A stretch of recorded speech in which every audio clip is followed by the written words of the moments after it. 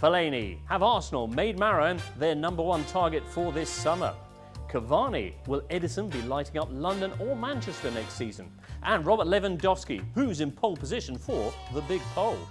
Joining me are former England international Ugo Ehiogu and goal correspondent Greg Stobart. I'm James Richardson. This is Transfer Talk. Right, let's start with an interesting one. Is Arsene Wenger the Marouane kind? I think he is, James. They've made a £22 million bid for Fellaini.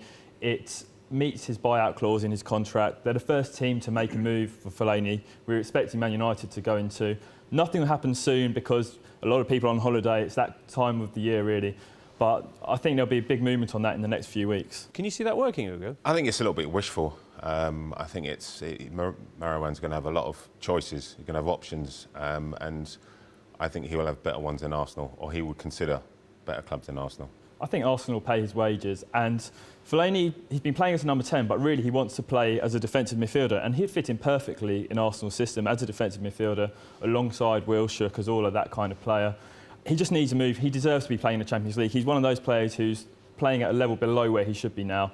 Man United or Arsenal would be the two options, but I think Arsenal are going to spend big, and it's a really exciting time around there at the moment. Yeah, I think he will maybe consider Arsenal maybe a bit powder puff with how they've been in recent seasons, and I think that if he's thinking of joining Man United, or if Man United's in the table, I think that's going to be an option he can't refuse. You talk about exciting times at Arsenal. A lot of rumours about who they might be looking to bring in up front, possibly alongside Fellaini. Higuain, one name mentioned, Jovetic as well, and of course that Wayne Rooney story is out there. Higuain, first of all, why would Real Madrid be selling him? First reason is because he wants to leave.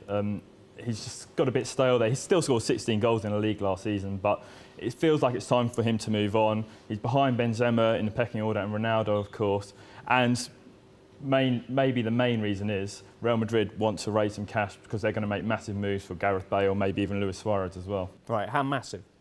I think they're going to bid up to 80, 85 million for Gareth Bale. And from a Tottenham point of view, it'd be very hard to say no to that kind of money. But they need to make a statement, Real Madrid, because they lost out on Neymar, and Bale is the hottest property in Europe at the moment. So just touching on that, I just think there could be an issue with Real Madrid not having a manager in place. You know, so what kind of direction is a club going for players who are going to be coming in?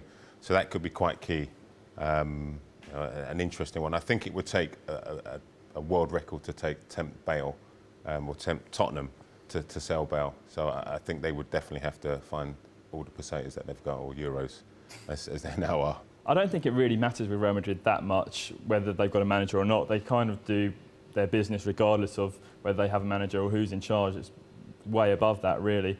And that's shown by the fact that they're already making moves for Bale and the fact that they're already talking to clubs about Higuain, including Arsenal. Arsenal have made contact, but the price is £25 million, 30 million euros. Probably a bit steep for Arsenal at the moment. They don't want to spend that much money. They will break their transfer record if they have to, but I think Juve are favourites for Higuain. All right. Which of those three then, Rooney, Higuain and Jovetic, do you see fitting in at a powder puff club like Arsenal? Yeah. I think Higuain would be fantastic for Arsenal. What's the latest, meanwhile, on Rooney? Because Paul Stretford's been busy this week. He's been very busy, Paul Stretford. He's had meetings with English clubs. He's had meetings with foreign clubs. No one knows exactly what's going on, but what we have heard is that Rooney is determined that he won't be at Manchester United next season. He doesn't get on with David Moyes. He's asked for a transfer twice, and you don't do that at Manchester United. I think Chelsea are big favourites for Rooney. I think Mourinho's been talking about him in the press this week after he got unveiled as Chelsea manager, and he'd be perfect for Chelsea. From an Arsenal point of view, it would be a huge, huge statement, but I think Rooney needs to move to a club where he can win titles immediately, win the Champions League, and I think Chelsea are going to make a big move for him after they missed out on Falcao. So I think there's been quite a big grey area with the Rooney sending in a second transfer option. I think there's a lot more behind the scenes that we don't know about. My understanding was that Rooney didn't put a transfer request in and was keen to stay, but I think with all the news that's turned around in that since they won the championship, I think a fresh challenge would probably is what Rooney would want. Do you think he's still is he still a player at his peak, do you think, Hugo? I think it's too early to write him off yet. You know, 26, 27. I think what he does need to find is a hunger you know, to be main man at somewhere else, to then start that process all again, prove himself, because when you go to a different club, you've got to prove yourself no matter how good you've done. And I think maybe that challenge will bring out the old Rooney that we've seen, or certainly the one that we'd come to see, who was, you know, certainly world class. Well, one of the exciting things about this summer's transfer rumours is seeing David Moyes involved with some big names as the new Manchester United manager, potentially being linked with bids for Robert Lewandowski, Cesc Fabregas as well. Well, Man United have been crying out for a player of Paul Scholes' ilk, someone who can dominate midfield and start play. Fabregas would be a wonderful signing, wouldn't he? You know, scores goals, creates goals, can break those little lines in the final third. I think he'd be terrific for Man United. It's the one thing Ferguson didn't do was sign a central midfielder. I mean, that's been the gaping hole in their squad for ages now. Fabregas would be perfect, someone like Luka Modric or Thiago at Barcelona, a proper ball player, someone to dictate the tempo because they dominate possession anyway. So before you say that, I mean, Michael Carrick's probably had the best 2 seasons of his career, I think, at Man United, and his distribution has been superb. But I think alongside him is probably where they've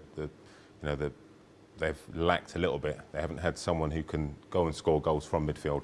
Anderson's tried it, but you know, I think Fabregas would be a wonderful addition if Barcelona sell him.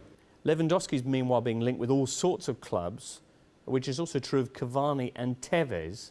Can you try and work out which one's going in which box? Well, the sporting director at Borussia Dortmund, Zorc, he said that Lewandowski is not going to Bayern Munich. That's stage number 1. They've already lost Goetze to Bayern Munich. They lost the Champions League final to Bayern Munich, and that's not going to happen this summer as far as Dortmund are concerned. He's got 1 year left on his contract. Is he going to stay, or where will he go? I think Manchester United are going to make a big move for him, especially if Rooney leaves, as we were talking about before. Right. I think he'd be perfect for them.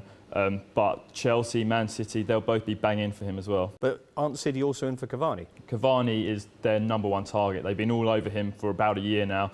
And Cavani told us this week that he would be interested in a move to the Premier League and he'd love to play for Mourinho or Pellegrini. There's been a lot of work going on behind the scenes on that one, and he would be the perfect signing for City because Tevez looks like he might leave and Aguero's been off form. So if it comes down to a straight battle between Man United and Man City for Lewandowski, I think City have obviously got the financial backing to offer him more. I think if it comes down to it, the chairman will want to take 20, 25 million for him as opposed to letting him run down his contract. They won't want that. You know, because they're losing that value of a player. So I think it'll be a tight one between City. I think City might just nip it. The matter of principle for Dortmund isn't losing their best player on a free transfer next year. It's not letting him go to their biggest rivals in Munich. So. Munich, yeah. All right, well, one last little note then on Carlos Tevez, because it did look for a while, Juve looked pretty confident that they might be in a position to swoop for him, but last couple of days have seen Milan coming in with an audacious bid involving sending Steven El Shaarawy to Manchester. There's been a lot of talk about Tevez recently because he's only got a year left on his contract. He's not even been offered formally a new deal yet. They'd let him go for as little as 7 or 8 million City because he's on 200 grand a week. El Shaarawy would make sense because he's a young, talented player. I can't see why Milan would go for that. It would have to be a cash plus Tevez deal. But there's a lot of talk in Italy about that, and there's 25 million euros plus Tevez. That sounds a bit steep for me for that kind of player, especially when we know City have already spent 50 million on 2 players and they're looking at Cavani. That sounds a bit steep for me, but there's a lot of chat about Tevez and his agent, Kia Joorabchian's being very busy. Who would you rather have, Hugo? Tevez or El Shaarawy? I think if you've got a happy Tevez, I'd take Tevez all day long. I'd love his energy and his desire. You know, just coming away from that, talking about Cavani, I think since Napoli destroyed Man City over 2 legs, certainly in the Champions League. You know, he has been the player, powerhouse, scores goals. We scored 20, 29, 30 goals last season in Serie A. So he's a big ticket, and I think they will go all guns blazing to pull that one off, Man City. Right. Well, that's Transfer Talk for this week. If you enjoyed it, why not hit the subscribe button? Don't forget, you can follow us on YouTube, Facebook, or Twitter.